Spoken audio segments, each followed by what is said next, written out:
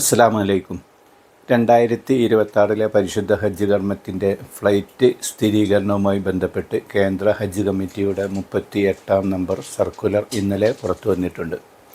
അതിൽ പറയുന്ന കാര്യങ്ങൾ എന്തെല്ലാം ആണ് എന്ന് പരിശോധിക്കാം.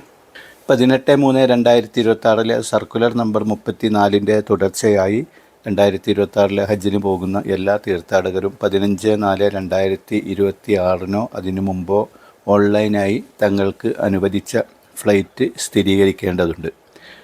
അനുവദിച്ച ഫ്ലൈറ്റ് മാറ്റത്തിനായുള്ള ഒരു അഭ്യർത്ഥനയും പരിഗണിക്കുന്നതല്ല എന്ന് പ്രത്യേകം ഓർമ്മിപ്പിക്കുന്നുണ്ട്.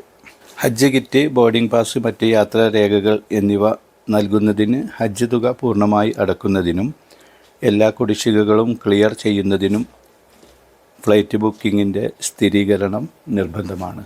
തീർത്ഥാടകർക്ക് ഹജ്ജ് കമ്മിറ്റി ഓഫ് ഇന്ത്യയുടെ പോർട്ടൽ വഴിയോ അല്ലെങ്കിൽ ഹജ്ജ് സുവിധ ആപ്പ് വഴിയോ അവരുടെ ഫ്ലൈറ്റ് ബുക്കിംഗ് കൺഫേം ചെയ്യാവുന്നതാണ്. ഇങ്ങനെ സ്ഥിരീകരണത്തിന് ശേഷം ലഭിക്കുന്ന റെസിപ്റ്റ് കൈവശം വയ്ക്കുകയും ആവശ്യമായ രേഖകൾക്കൊപ്പം, അതായത് 18/3/2026 സർക്കുലർ നമ്പർ 34-ൽ പറഞ്ഞിരുന്ന എല്ലാ രേഖകളും ഉൾപ്പെടെ ബന്ധപ്പെട്ട എംബാർക്കേഷൻ പോയിൻറ്റിൽ ഹജ്ജ് കിറ്റ്, അതുപോലെ യാത്രാരേഖകൾ എന്നിവ ശേഖരിക്കുന്ന സമയത്ത് ശരിയായി ഒപ്പിട്ട് സമർപ്പിക്കുകയും വേണ്ടതാണ് എന്ന് ആണ് ഹജ്ജ് കമ്മിറ്റിയുടെ അറിയിപ്പിൽ പറയുന്നത്. ഇതിൻ്റെ അവസാന തീയതി ഏപ്രിൽ 15 ആയിരിക്കും.